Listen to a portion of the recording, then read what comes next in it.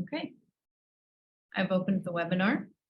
We'll give folks a few more minutes to join. It typically takes a few seconds or so for the software to get everybody in and the room running.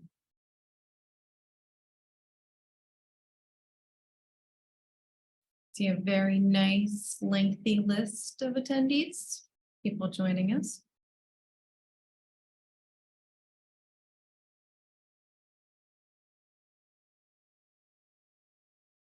Okay, it seems the number of folks coming in is slowing down, so I would say we can go ahead and get started.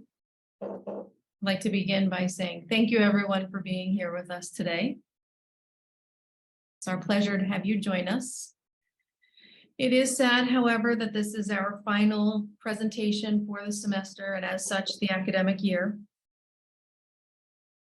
That being said, we have an amazing presenter here with us to share a fascinating presentation. So I'm sure we're all looking forward to that.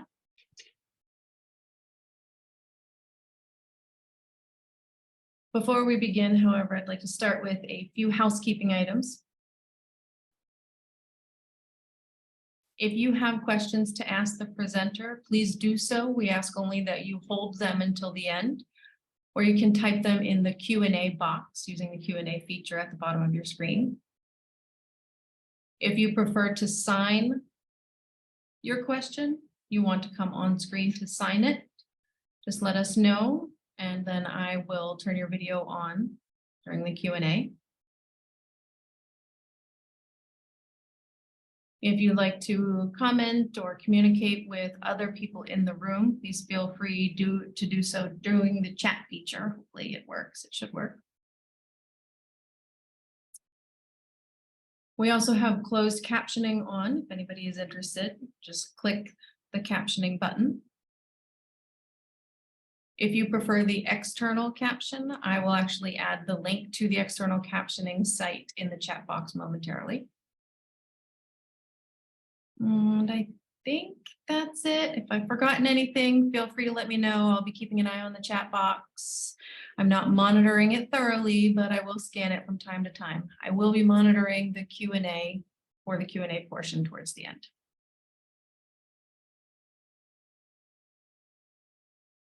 With that, I would like to welcome Rachel, our graduate student, who will be formally introducing today's speaker. Hi, everyone. Hi, Dr. Tottenham. So welcome to the PhD in Educational Neuroscience Distinguished Lecture Series hosted by Gallaudet University. This lecture series aims to honor world-renowned scientists in the fields of psychology, education, cognitive sciences, and neuroscience. In addition to that, these different fields and all the interdisciplinary fields in between contribute to the new and growing field of educational neuroscience. They contribute to and increase our understanding of the human mind and to neural mechanisms of language, of learning, interpretive verification. This year's Distinguished Lecture Series theme is the neuroscience of language, creativity, emotion, and their contribution to learning. I'm honored to introduce our distinguished lecturer today, Dr. Nim Tottenham. Dr. Tottenham is a professor at Columbia University in the Department of Psychology, as well as at the Sackler Institute for Developmental Psychobiology, and an associate professor in the Child Study Center at the Yale School of Medicine.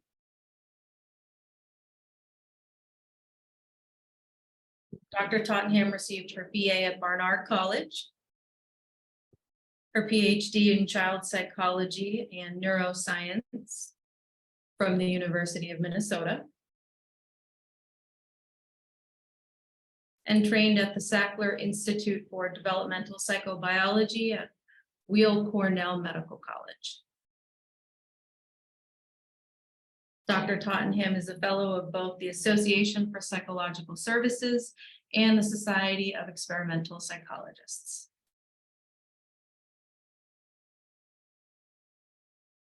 Dr. Tottenham has won numerous awards, including the American Psychological Association's Distinguished Scientific Award for Early Career Contribution to Psychology, the National Academy of Sciences Trolland Research Award, and most recently has won the Flux Society inaugural Linda Spear Mid-Career Award.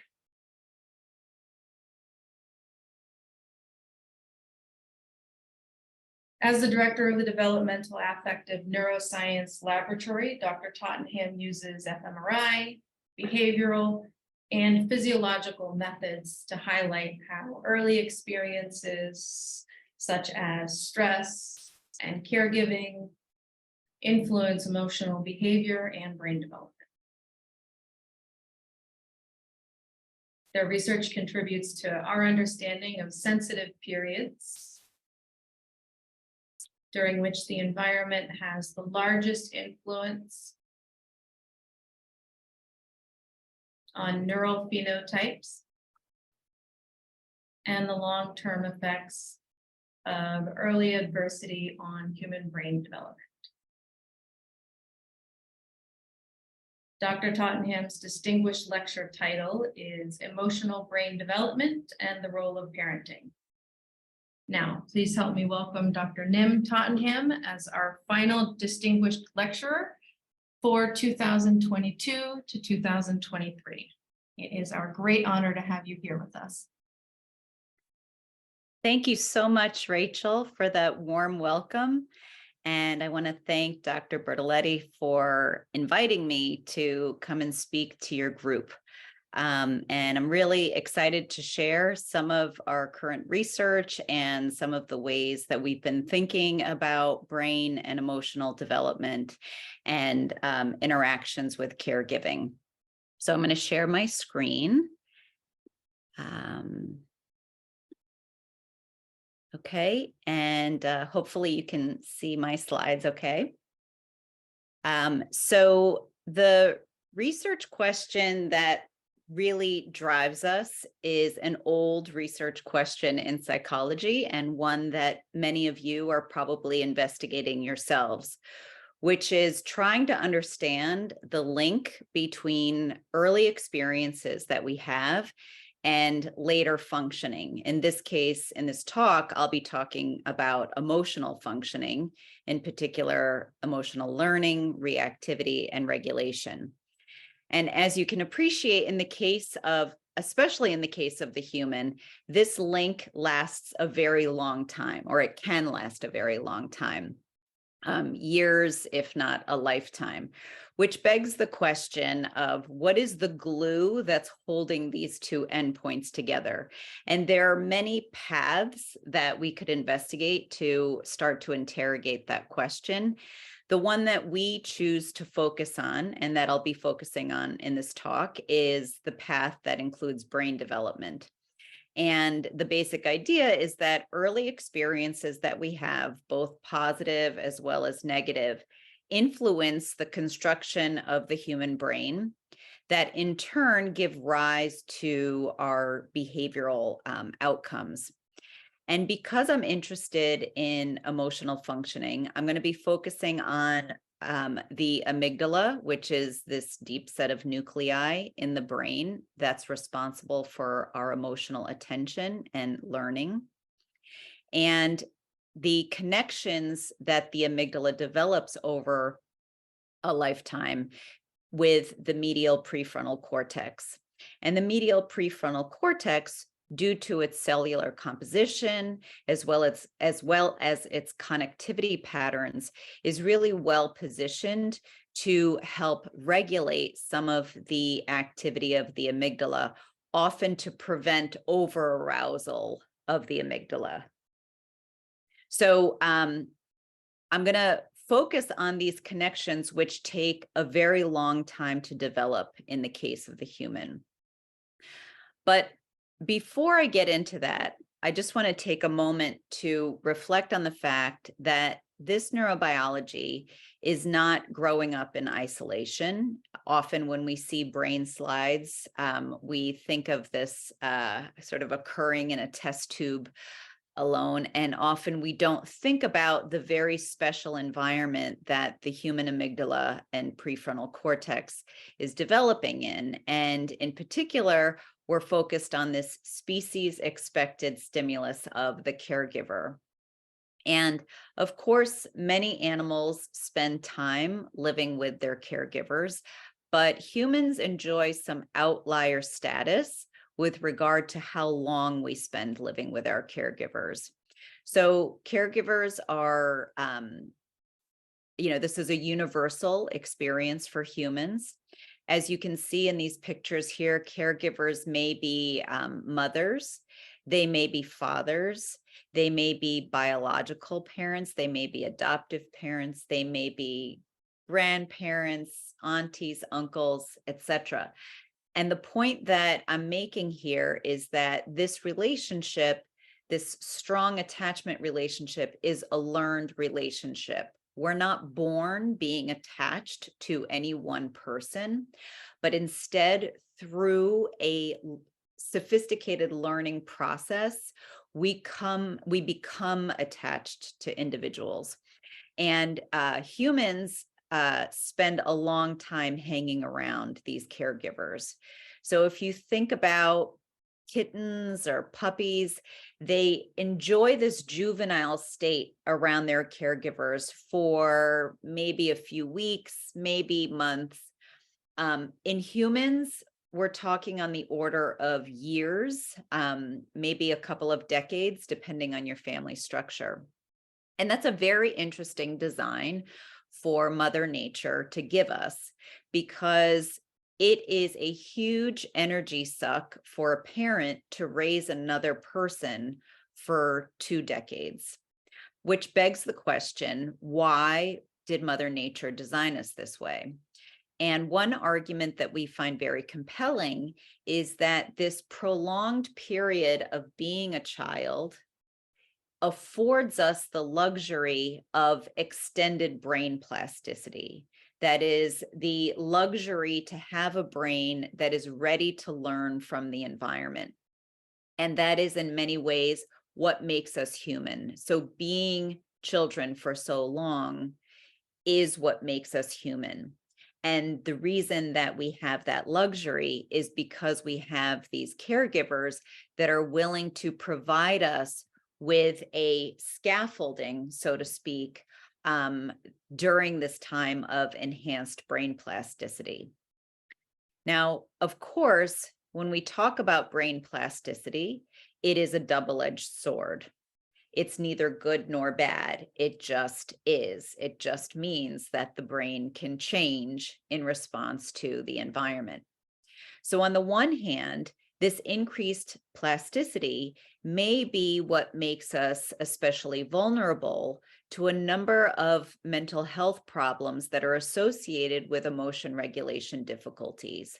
And I list them here on the y-axis, and on the x-axis is plotted the age, and in red are the moments of peak clinical risk for the emergence of disorders. And what you can see is that many of these disorders express themselves clinically during the transition from childhood into adolescence, which reminds us that all of these disorders are developmental disorders. On the other hand, this incredible plasticity is also the basis for our epistemic growth, our ability to explore the environment and gather massive amounts of information during childhood that gives rise to our incredible behavioral complexity in adulthood.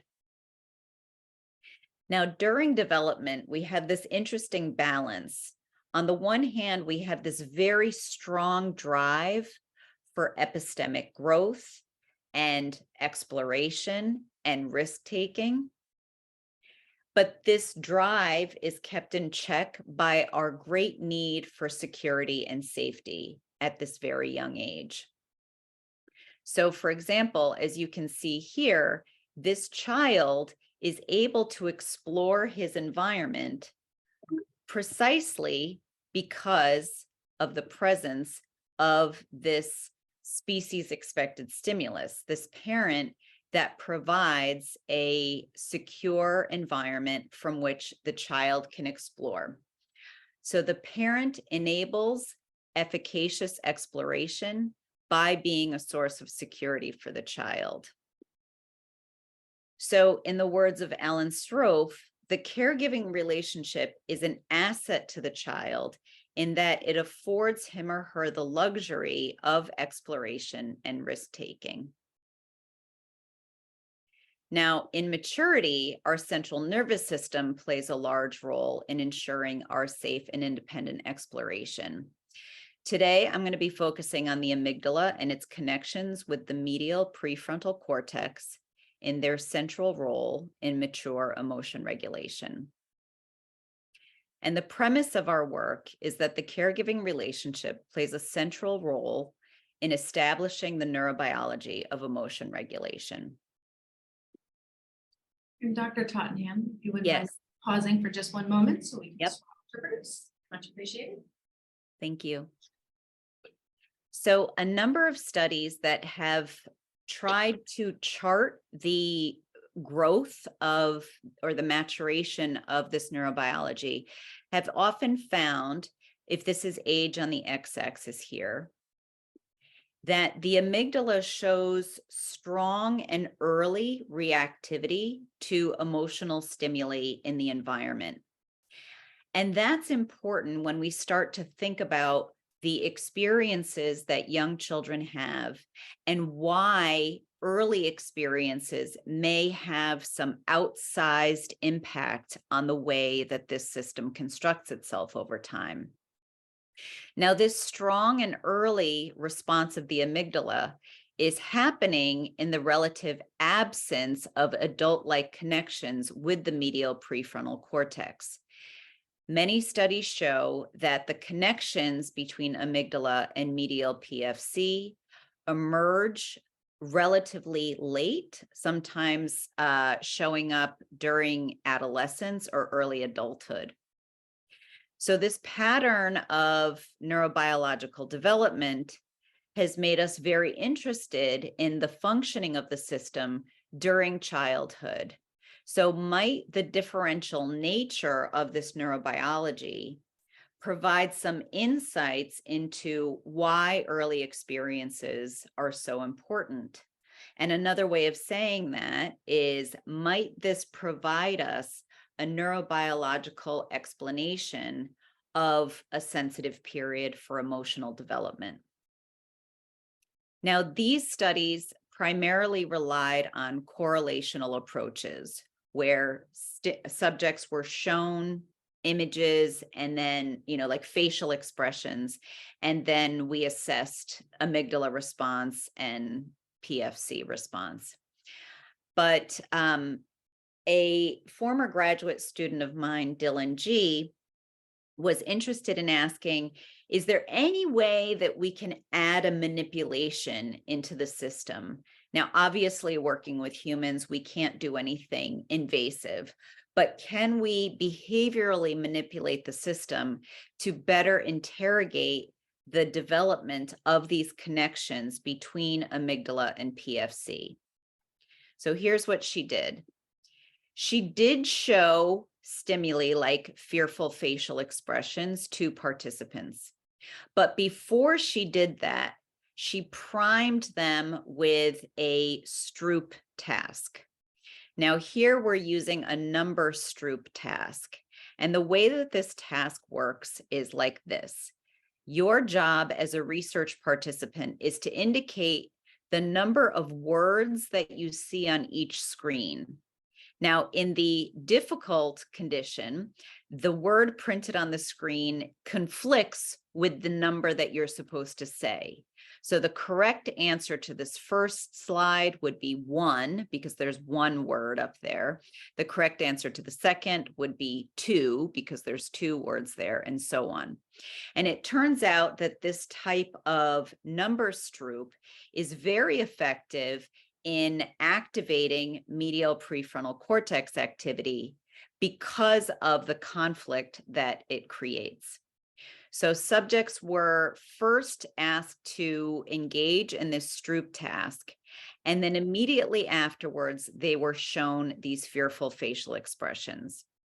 And the question was, did your amygdala do something different here to the fear faces after having your prefrontal cortex activated as a function of age? In other words, was there a difference in age? And I will show you the data here to make that clearer. Okay, so behaviorally to the number Stroop, we can see that whether you're a child or an adolescent, the incongruent condition, that hard condition, was more effective in slowing down your reaction time and decreasing your accuracy. So there were no age effects in the ability of the Stroop task to create this conflict. And the medial prefrontal cortex was similarly activated in children and adolescents to this Stroop task. So now we show that children and adolescents are responding the same in the prefrontal cortex. So the critical question for us is, what did the amygdala do as a function of age to the fearful faces after having their prefrontal cortex engaged? And first, I'll show you in the adolescents, the amygdala actually decreased in its reactivity to fear faces following this Stroop task. And that's consistent with the hypothesis that the prefrontal cortex often works in opposition with the amygdala to support more mature emotion regulation. However, in children, the opposite happened. When prefrontal cortex was engaged, when it increased its activity, the amygdala also increased its activity. So we did not see that typical emotion regulation profile in children that we see in the adolescents. So at the very least, these data are telling us that indeed the amygdala and medial prefrontal cortex seems to be functioning differently in children than it does at points thereafter. So in collaboration with Steve and Catherine Hansen at Rutgers University, we gave them these data and they applied a Bayes network analysis called images to the data. And what they came back and told us was that the data in the older adolescents were more consistent with a model suggesting that information is flowing from prefrontal cortex regions to the amygdala. And that's consistent with a more top-down regulation model of emotion regulation. However, in the young children, the data were more consistent with the opposite. Instead, the model suggested that information flow was more likely going from the amygdala to prefrontal cortex regions. And then there was no clear pattern in the tweens. So these data are consistent with this interpretation. Given the hierarchical nature of brain development, where regions that are low in the brain tend to develop earlier than regions that are high and forward, it may be that early in life, the amygdala is driving much of the conversation with the prefrontal cortex without much top-down control, without much regulation from the prefrontal cortex. But that early conversation may, over time and development, instantiate the top-down regulation that we see in adulthood from the prefrontal cortex. Now, this model is one that we cannot prove in humans, at least not in human children. But animal studies that can use more invasive approaches have shown that this model has merit. So tracing studies have shown that inputs to the prefrontal cortex from the amygdala emerge earlier in development than the reciprocal prefrontal cortex to amygdala inputs. So these data remind us of a 200-year-old quote from Wordsworth that the child is the father of the man. So that is to say, when we take an adult vantage point of neuroscience, we often think of the cortex as controlling the amygdala. But if we take a developmental vantage point, we may appreciate that the amygdala is actually driving a lot of the information to the prefrontal cortex in a way where it's tutoring the prefrontal cortex, so to speak. So these data have encouraged us to more formally ask the question, is childhood a sensitive period for the development of connections between the medial prefrontal cortex and the amygdala? Now, to ask questions about sensitive periods in humans is very challenging because we take so long to grow up.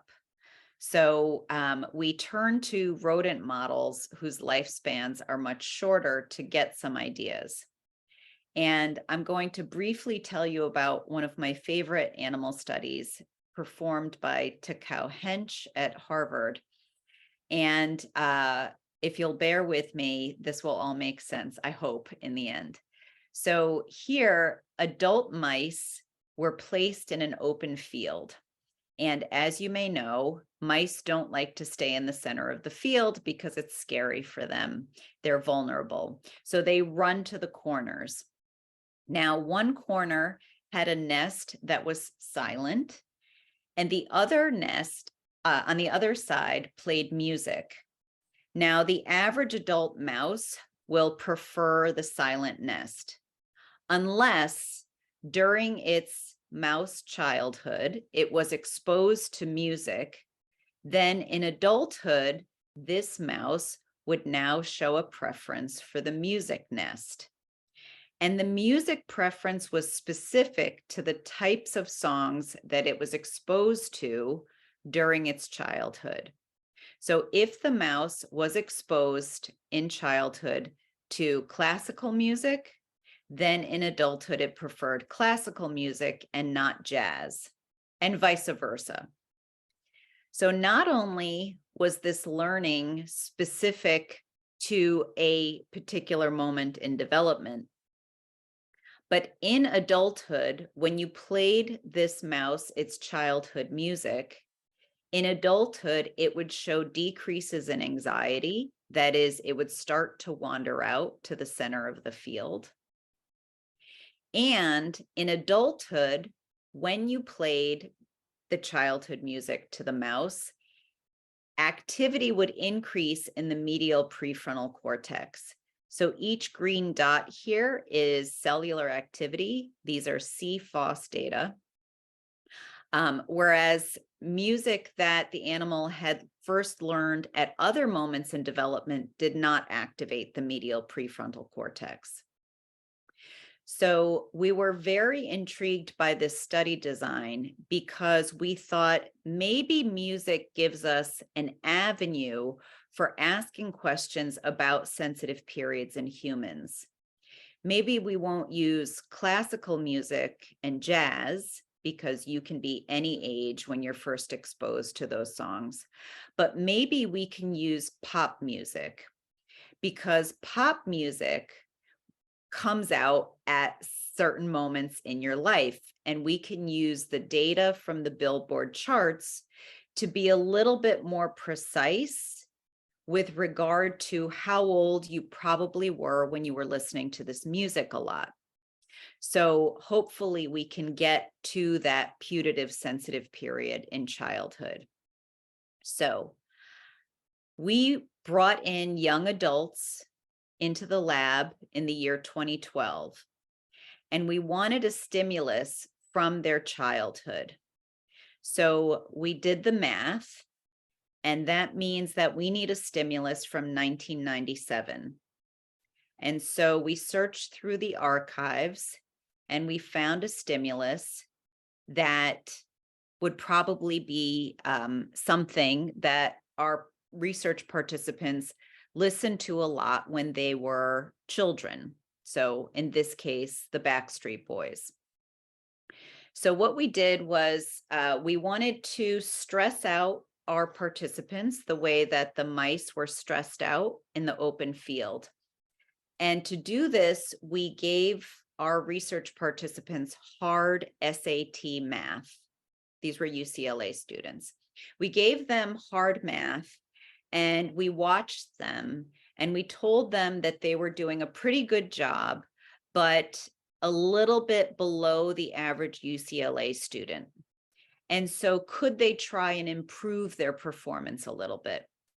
So this was a very effective stressor. And then we gave our research participants rest periods. And during those rest periods, we presented them with 2 radio stations. One would play music from their childhood, so the Backstreet Boys, and the other radio station would play music from their late adolescence. And we asked participants to just choose which radio stations they wanted to tune into.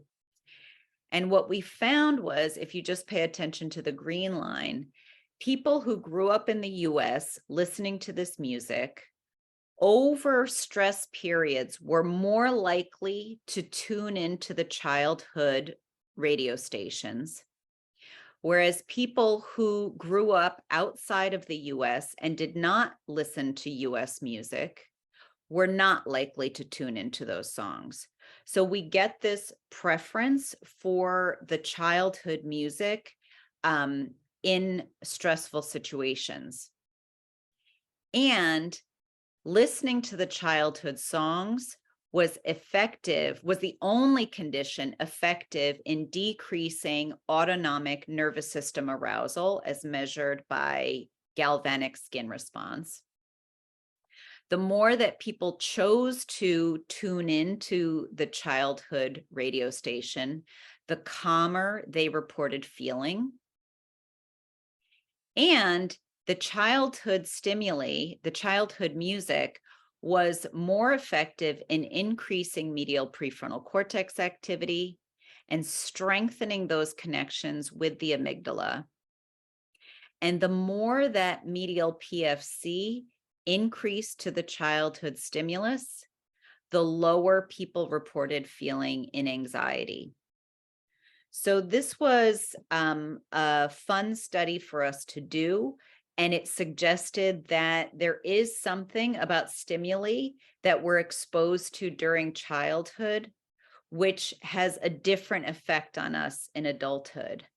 But what we're really interested in is not the Backstreet Boys, but a more species expected stimulus, the caregiver.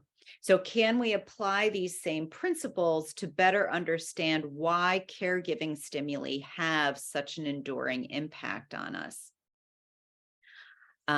So we're interested really in 2 questions that were first asked by John Bowlby. It's a wonderful passage that he wrote in Attachment and Loss. He wrote, "In the countryside in springtime, there is no more familiar sight than mother animals with young. So familiar are these sights, and so much do we take it for granted that lamb and ewe will remain together, that the questions are rarely asked. What causes these animals to remain in each other's company? And what function is fulfilled by their doing so?" Now, early work on the sensitive periods of emotional learning have established that there's a very important sequence for the development of different emotional learning systems. So at its simplest level, we have an affiliative learning system. Those are the learning systems that support our approach towards stimuli, and those are important for attachment behaviors. And we have fear learning systems. Obviously, those are the learning systems that help us avoid danger. Now, there's a maturational delay between these two learning systems. So as illustrated here, for a young puppy that's first exposed to a human handler, this is age of exposure on the x-axis. That young puppy will demonstrate affiliation towards that human handler. However, if you wait just a little bit longer, that puppy was older at the first exposure, then that same animal would instead exhibit fear towards that human handler.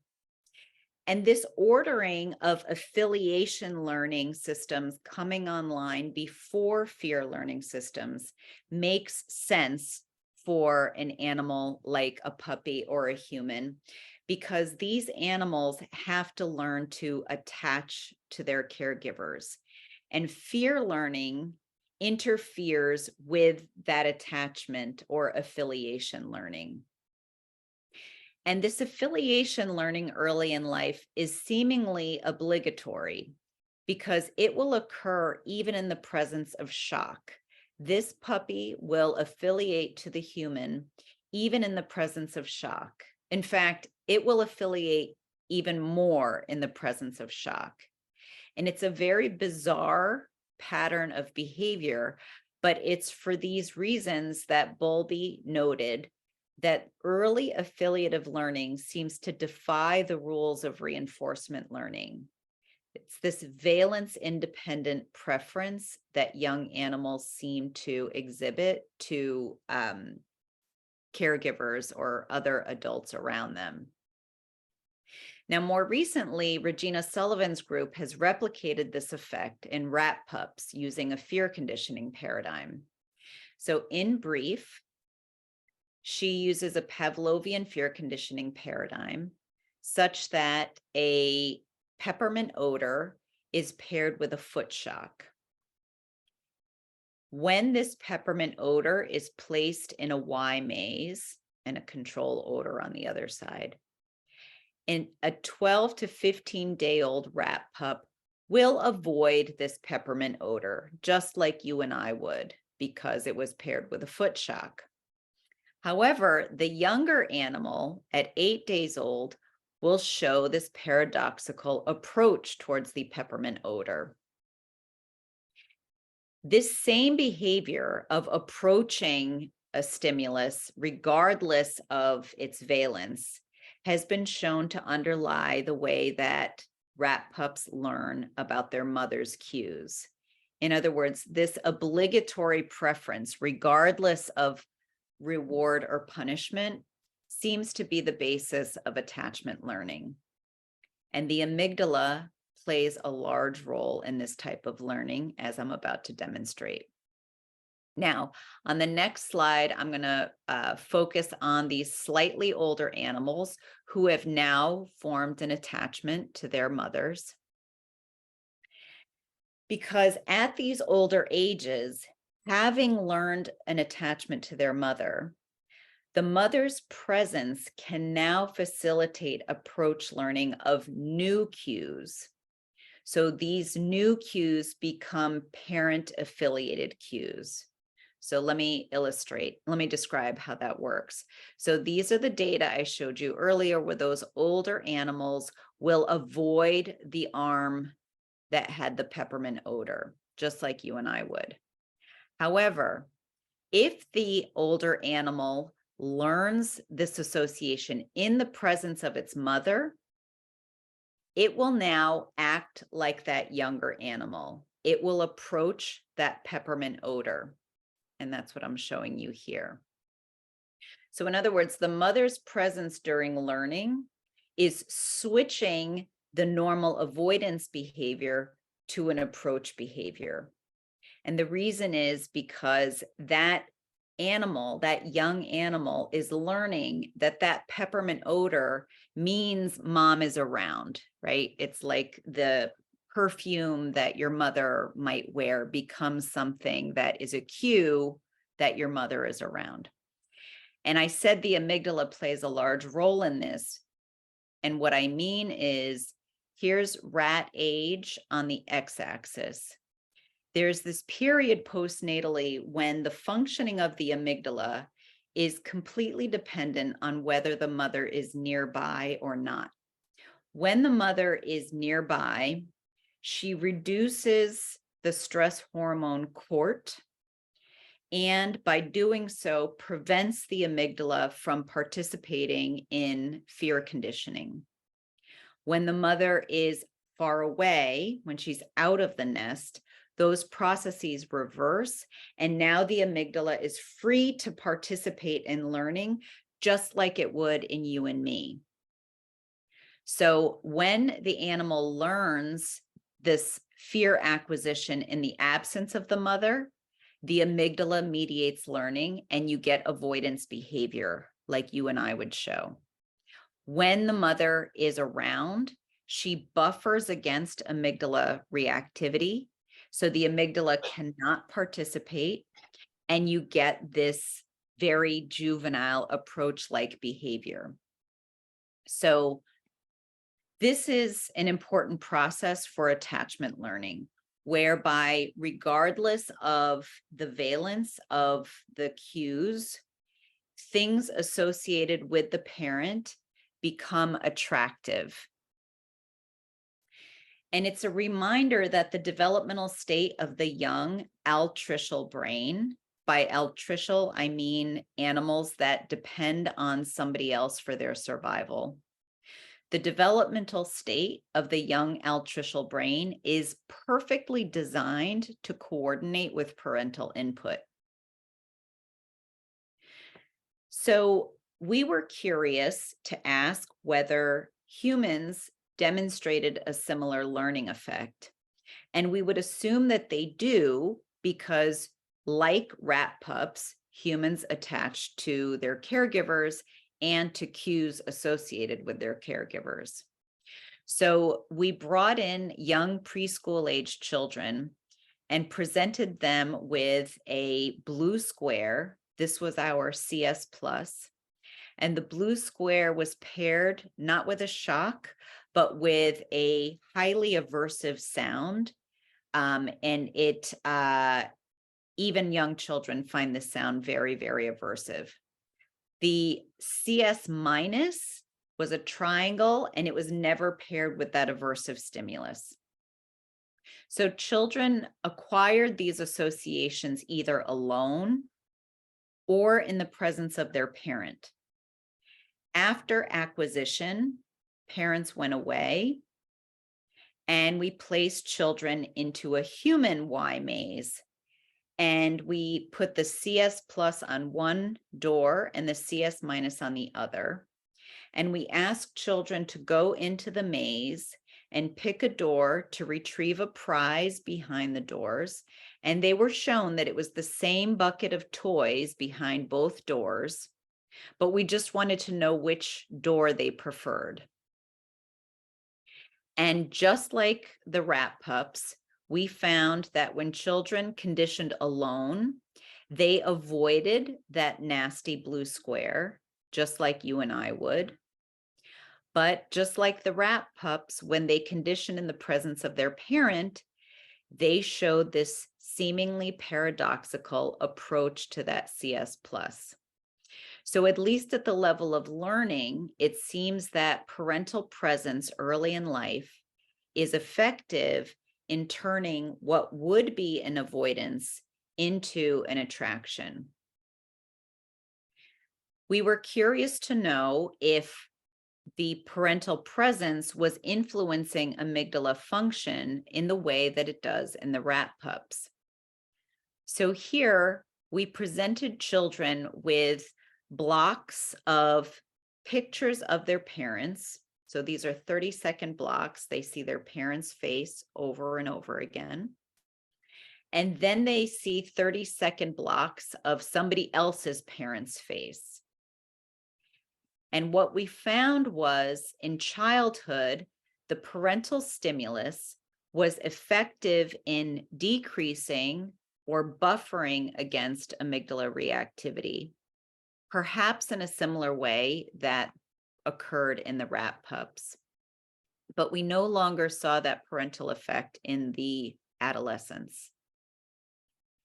And presentation of the parental cues was effective in phasically strengthening the connections between amygdala and medial prefrontal cortex. Now, everything that I've described so far depends on the parent themselves being calm and regulated. But we know that as effective as calm parents are at buffering children's fear, parents who are distressed are equally as good at potentiating their children's fear.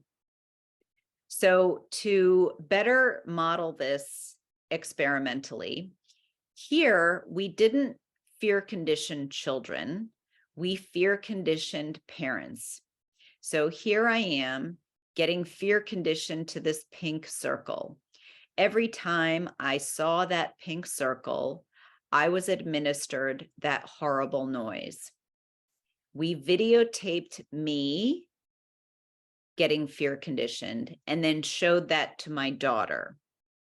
And she would see somebody else's parent get fear conditioned to a different stimulus. So my daughter, for example, never got fear conditioned herself, but she observed me and somebody else's parent get fear conditioned. Later, we then showed that for my daughter, for example, her amygdala was more reactive to the cues that I learned about. And while children were able to learn to dislike both stimuli, so higher scores means they're learning better to dislike the stimuli, they learned to dislike the stimuli that their parents were conditioned to even better. So these data are suggesting to us that children can both be buffered by their parents' calmness, and they can also be potentiated by their parents' own fear and distress. Now, I see that I am going on too long, so I want to make some good decisions about what to talk about next. Okay, so using these types of data, we then began thinking about how do we ask questions about children who have had more extreme forms of parenting, in this case, children who experienced caregiving-related early adversities. And I'm going to be using this acronym CREAS for the rest of the talk to refer to children who experienced abuse, neglect, and or separation from their permanent caregivers. So these are extreme forms of caregiving adversity. Now, what we and many others have seen is that on average, these CREAS are followed by a greater risk for amygdala hyperactivity to fear faces and atypical connectivity between amygdala and medial prefrontal cortex. Of course, I want to be clear that there are large individual differences, and not all children show these neural phenotypes, but on average, this is the response that we've seen. I want to unpack this atypical connectivity because it was surprising to us and became very interesting. So what we observed is, in comparison, children who did not have these early adversities, they tend to show a connectivity pattern between amygdala and medial prefrontal cortex that was immature and started to show a more mature or regulatory pattern of connectivity between amygdala and medial PFC during adolescence. So these are the age bins here, 4 to 9-year-olds, 10 to 13-year-olds, and so on. However, following CREES, children were more likely to show a connectivity pattern that more closely resembled older adolescents. And this finding inspired us to start thinking about a stress acceleration hypothesis. That is the idea that early experiences that are adverse in nature may actually accelerate the onset of adult-like phenotypes within certain neural circuits. Now, this idea is not necessarily new, as many animal studies have also shown evidence of premature development in amygdala medial PFC function following early caregiving adversity. And this leads us to the idea that sensitive periods, which are moments of heightened brain plasticity, those sensitive periods themselves may be plastic in terms of when they open up. And there's a very nice review paper by Janet Worker and Takao Hench illustrating this idea, where if this is a typical sensitive period in Black here, caregiving adversity may lead to a more precocious onset of sensitive periods. So perhaps in children with a history of early caregiving adversity, due to early hyperactivity of the amygdala caused by stress, that hyperactivity may lead to an earlier instantiation of these adult-like connections with prefrontal cortex. Now, on the one hand, we've seen that that confers some immediate benefit to the child in terms of current emotion regulation ability. However, our hypothesis is that at the same time, this may also confer a reduction in that developmental plasticity.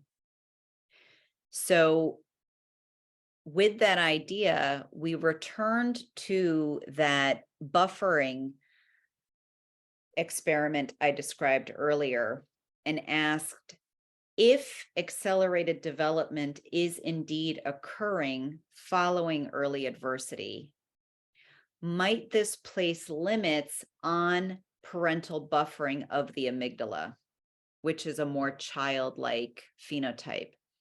So we repeated that parent-stranger paradigm in the scanner that I described earlier. And these are the data I showed you before of children with a typical caregiving history showing that buffering of the amygdala.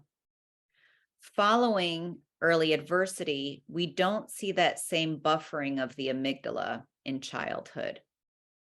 However, you may be paying attention to these very large error bars, which we did too, which means that some children following early adversity show buffering of the amygdala to their parent, and some don't.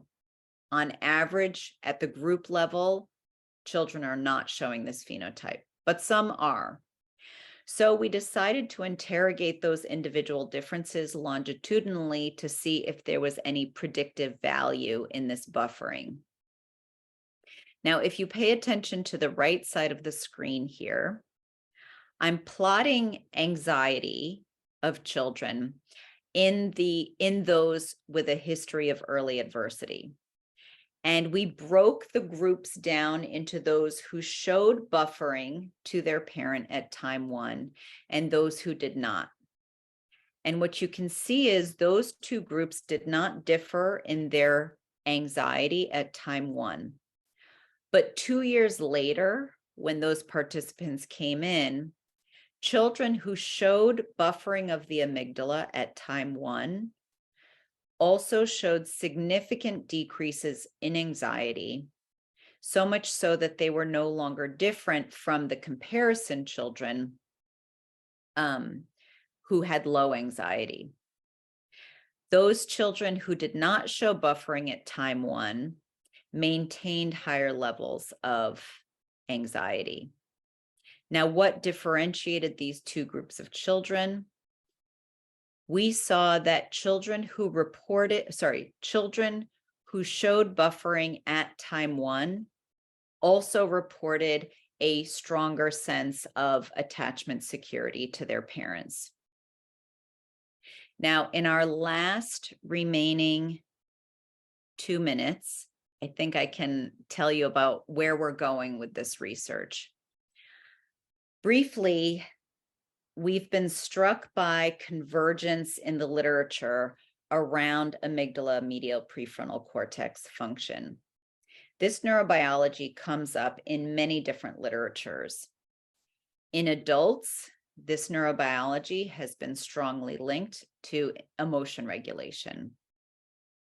We have seen that this neurobiology is modulated by parental cues early in life. And this same neurobiology is altered by early caregiving adversity.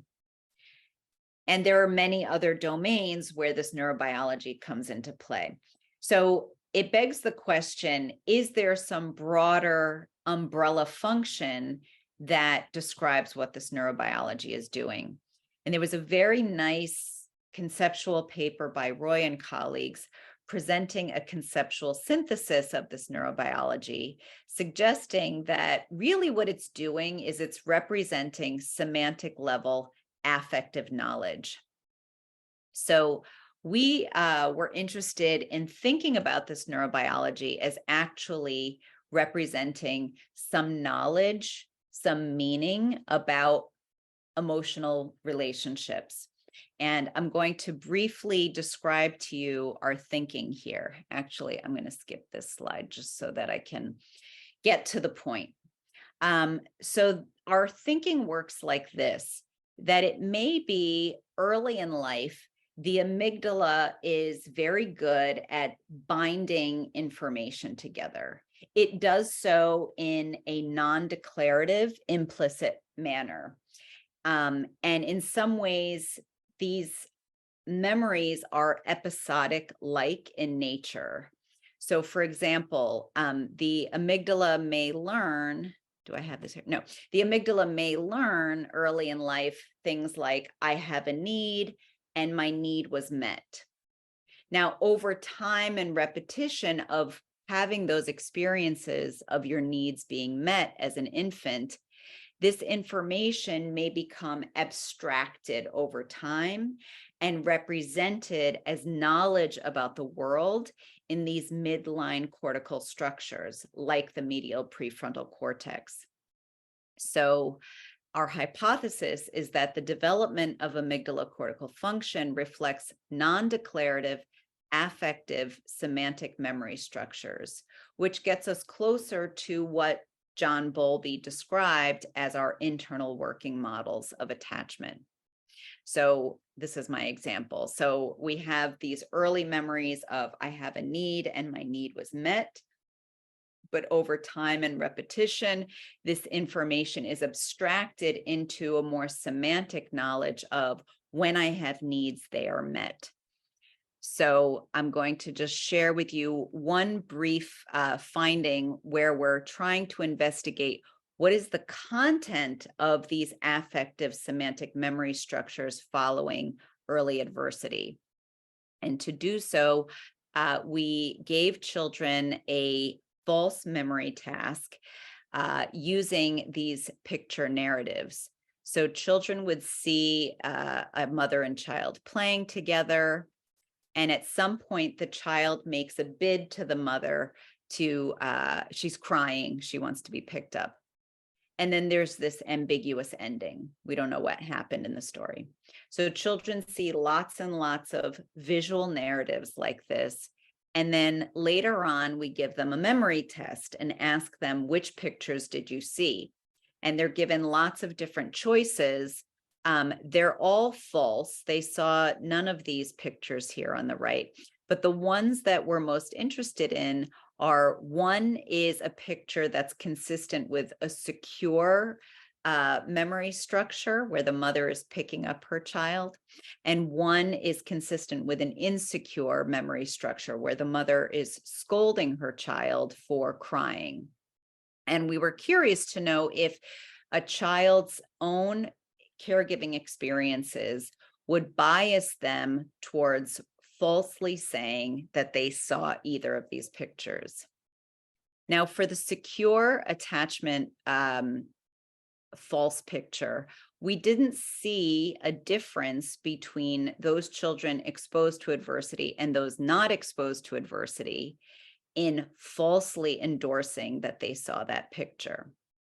However, children with a history of early adversity were more likely to falsely endorse that they did see the insecure attachment narrative. So this is a direction that we're going in, that we're excited about, because we think that we can start to understand what is the knowledge, the affective knowledge that's being constructed in children as a function of their own personal experiences. So I will end here with my conclusions.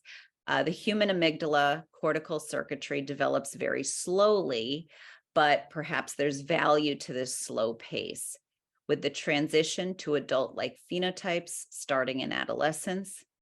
And therefore, this gives us very long sensitive periods for the environment to influence brain development. And perhaps parents are a primary social regulator.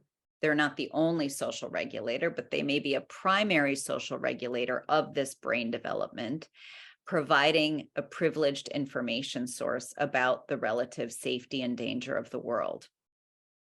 The developing amygdala cortical circuitry may be part of the neural basis for our attachment-related schemas. And caregiving-related early adversities are a major risk factor for altered amygdala cortical development and attachment schemas, but there are large individual differences, including adaptations and accelerations. And finally, strong parent-child relationships are always important, but may be especially powerful in the wake of early adversity. So with that, I will just thank our funding sources, acknowledge lab members, and thank families and individuals who participated. And I want to thank you for your attention, and I'm happy to take any questions if there are any.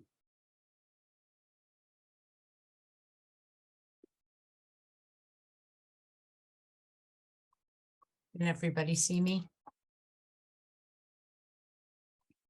Thank you so much, Dr. Tottenham. It was a wonderful talk, fascinating, so much thought put into it. I'm going to give folks a moment if they want to ask a question themselves. I always have a question, but I will hold off on mine for a moment. If anybody in the audience would like to ask, you can put it into the Q&A feature, and we have somebody monitoring it. If you are struggling with that, let me know.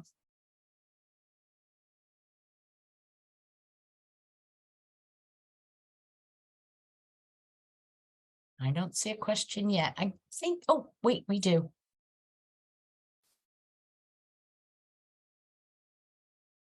So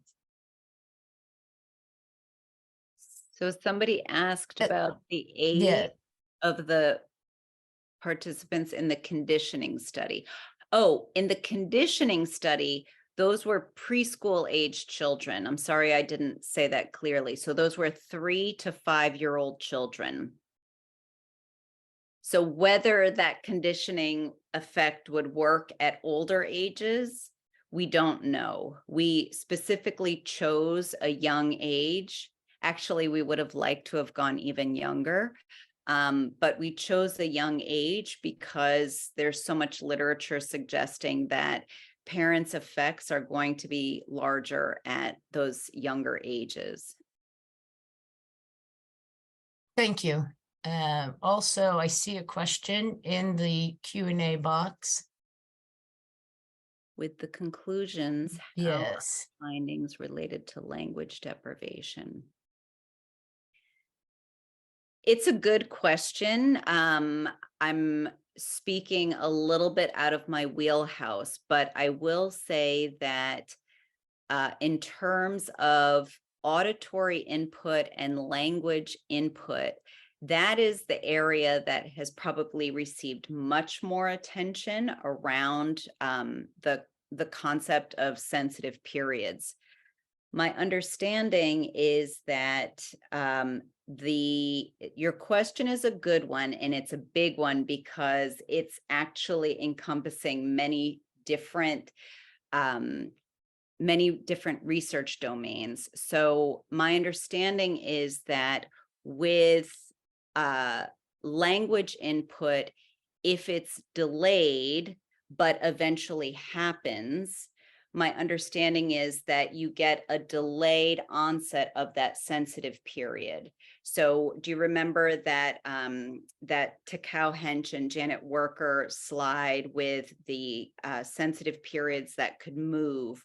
My understanding is, and please correct me if anyone knows better, that if auditory input is delayed, then that sensitive period would be delayed so that ultimately auditory input would have its effect, but it would just occur at a later age. Okay. So we know there is some plasticity in our affective sensitive period, and there is pre and post age limits, whereas after the fact, it's considered delayed, much too delayed to perhaps alter the brain, and because it's already hardened to the point where it can't catch up. And it can become a large struggle and cause a variety of impacts. I have a question related to your original premises. You had said that we as a human species are born with the mechanism to attach to a caregiver, but the mechanism itself is plastic and can attach to multiple caregivers or different caregivers. That is our premise. Right. And it's not genetic per se. It could be an attachment to anybody. They can become an important caregiver and then could potentially function as a parent, perhaps then in your study. So I'm thinking now about, we may have a small number of families in our network, and whether they live close to extended family or not. We have a society, though, that sends our children off to school to be taken care of, even preschool. So when we think about then the school environment, teachers become much more than content and education providers. They become potential, unaware of the fact that they're becoming these potential caregivers in the view of the child, and maybe presenting these cues and stimulations, which could cause more of the fear approach to learning of when it comes to new experiences, perhaps? It's a good question. So my take on how attachment works in the human is that we have this very flexible learning system. On the one hand, for a long time, attachment theory focused on an attachment to a single person who was usually the mother, right? That was Bowlby's original writing. And since then, it's clear that that is one narrow slice describing how we form attachments as infants. And there are many families where, around the world, around the US, whatever, there are many families where there are multiple caregivers and extended families all living together. And my take on what's happening there is that there is still an attachment being formed, but the representation is built upon a number of people contributing to that that representation. So in thinking about teachers can be an attachment figure. I'm not sure that they would be an attachment figure in the way that parents are, just because of the nature of the relationship. But I think that they become part of our understanding of the relative safety and danger of the environment. We recently, because the studies that I talked about today used a very blunt instrument and just compared a parent to a stranger, we were keen on asking, what if we pit the parent against a teacher? Because a teacher is a familiar individual. The child, presumably had many, many hours of positive interaction with the teacher. So we've recently done this in a couple of studies that I didn't present today. And it turns out that parents are still trumping teachers. So it doesn't seem that teachers are the same. Now, this doesn't include the relevant third condition, our teachers trumping the stranger. We don't know, there probably is some kind of hierarchy in children's minds around the buffering value of these individuals in terms of the trustworthiness of these individuals, in terms of the expertise that these individuals hold about emotional environments. But so far, our research is suggesting that parents are really important. Parents are really important. Teachers are really important, but parents still seem to trump teachers at these young ages. I don't know if this is part of your question too, but often I'm asked,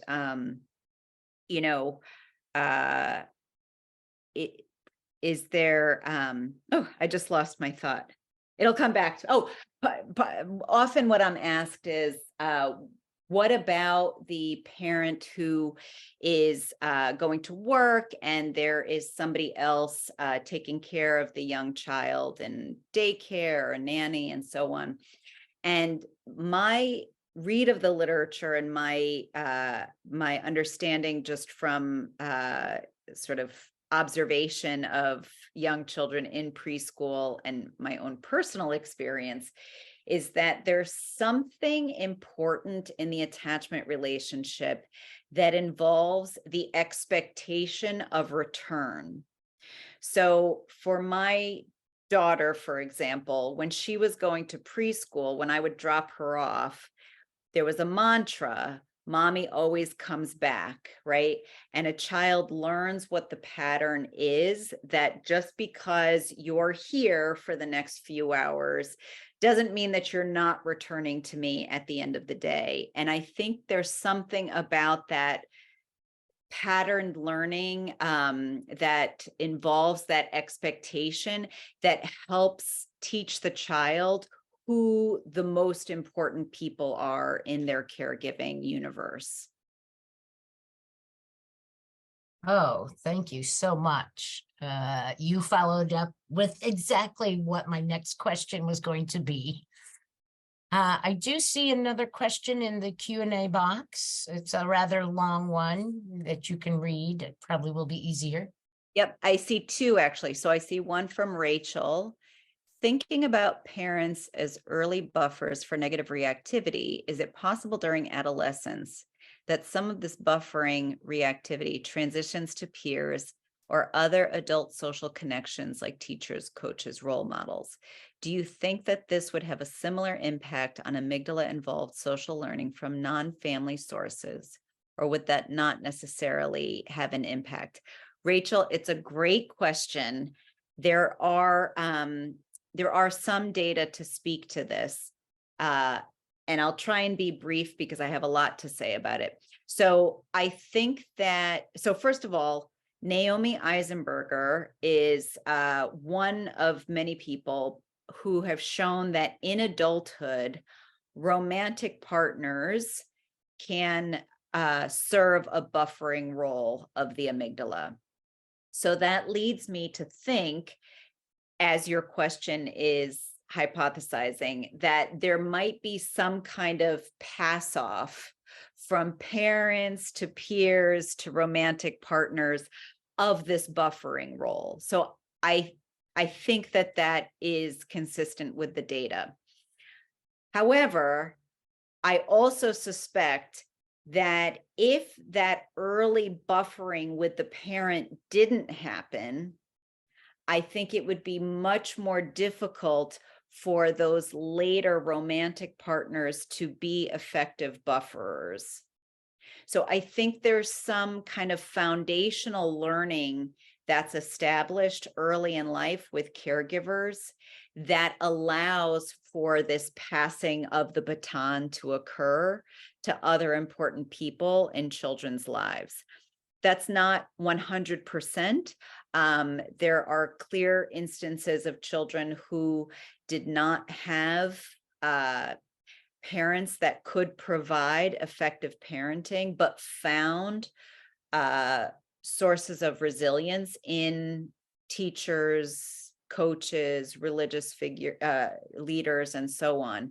But in general, I do think there's some kind of hierarchical relationship amongst those buffers.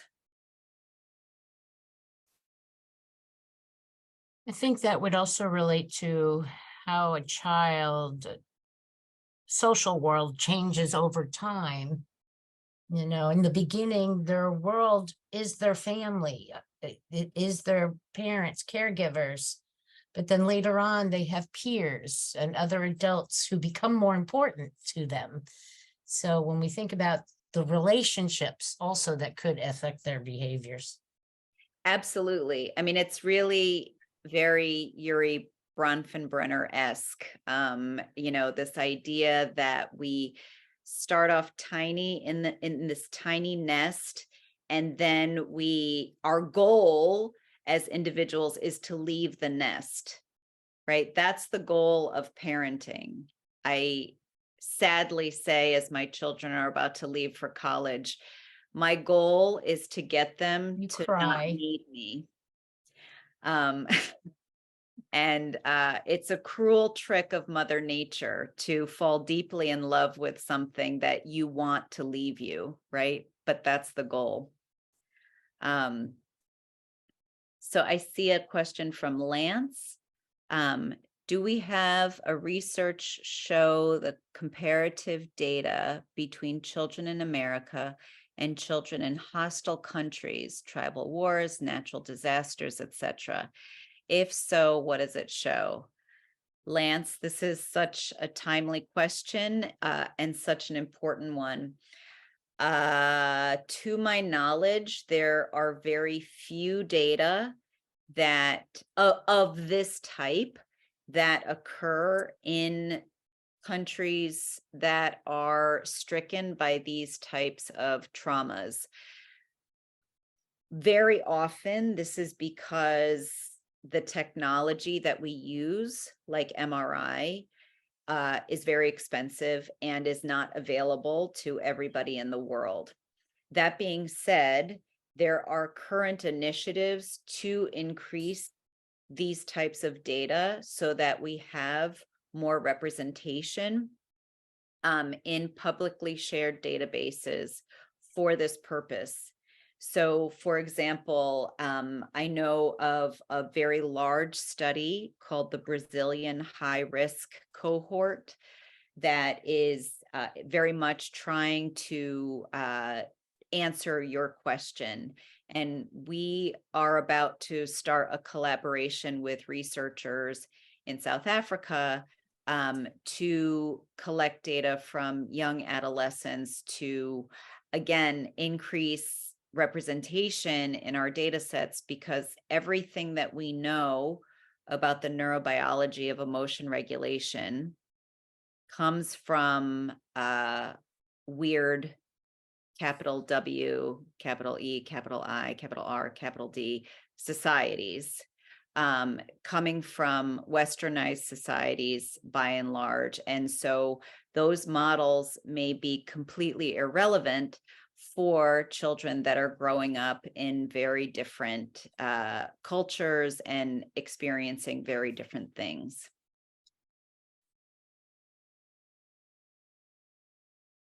Oh, wonderful. It's a great point. Thinking about how you speak to the concept of children growing up with perhaps not necessarily trauma, but the CREES definition you mentioned earlier.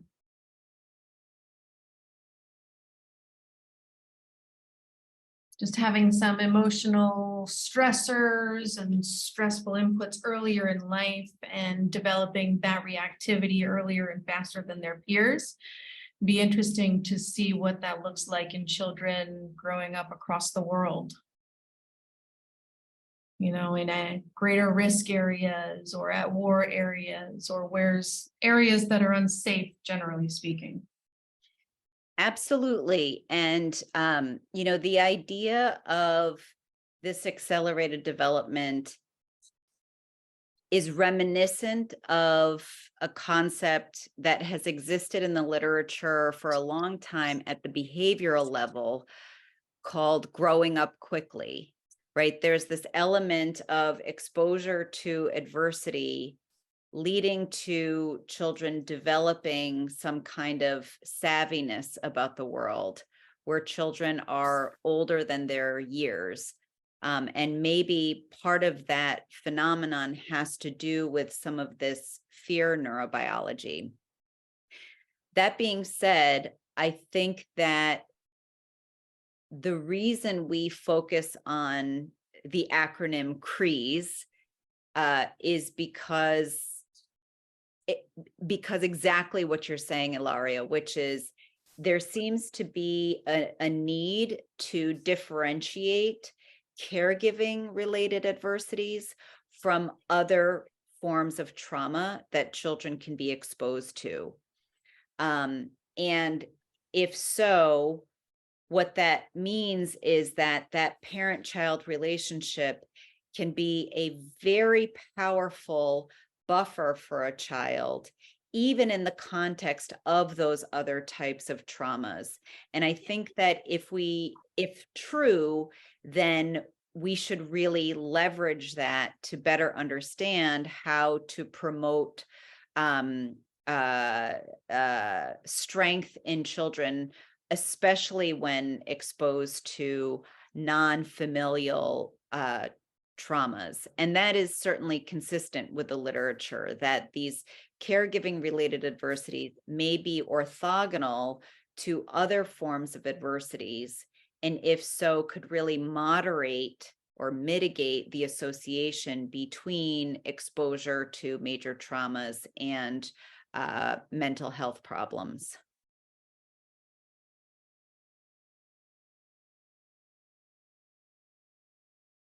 And that leads to when we were reading your study or article in our class, we were thinking about how these phenomena are described where the parent-child or caregiver relationship can actually serve to protect children from the larger impacts of trauma or things going on in the world around them. It makes me think of that movie, you know, Beautiful Life, by Roberto Benito. Yeah, Mhm. yeah, Yes, not yeah. yes, I think it's Benitez. I'll type it in the chat so the interpreter gets it. Absolutely. Father is trying to protect the child. Yeah, thank you, Roberta Benini.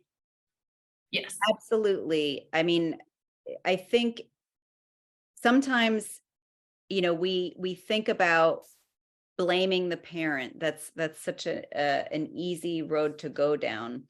But I actually think it's not quite the right thing to say. It's really, these data are really speaking to the power of the parent to be a conduit to the child about the emotional world. So we have a finding that we're trying to get out for publication now that has looked at children's change in anxiety as a consequence of the pandemic. And we had data on our participants for another study, and like everybody else, the pandemic occurred. And so now we have the pre and post data. And we have these data on children between 6 and 16 years old. And we found that the individuals who increased their anxiety the most as a function of the pandemic were the younger individuals. And the reason, or not, I shouldn't say the reason, the variable that we looked at that explained most of that change was the parents' anxiety about their financial situation. And so that's consistent with many other findings out in the literature that if we care about children's emotional well-being, we really have to be thinking about how do we support parents. And I've been thinking about this idea of the neuroscience of the family. It relates to an old quote by psychoanalyst Winnicott. He said, "There's no such thing as an infant." And the idea there is that when we're talking about human young people, it's never right to study them in isolation, but to really understand them within their family context. Wonderful. Okay, I see we have one more question. I do also want to mention that our interpreters have another assignment that has already been booked coming up and are back to back today. So we will need to close, but perhaps Lance, if you want to email me the question, I can forward it to Dr. Tottenham. We can try to get that question responded to for you. But thank you everyone for joining us today. Thank you so much for coming to be here with us throughout the year. Hopefully you've enjoyed yourselves watching the various distinguished lecture presentations. And we will have the series coming up in a bit of a different way next year. I'd also like to thank Dr. Tottenham for this absolutely wonderful, beautiful, and fantastically interesting presentation today. Thank you so much. I hope everyone stays well. Thank you, and thank you, interpreters, for helping me. So thank you, everyone. Hope everyone has a great day.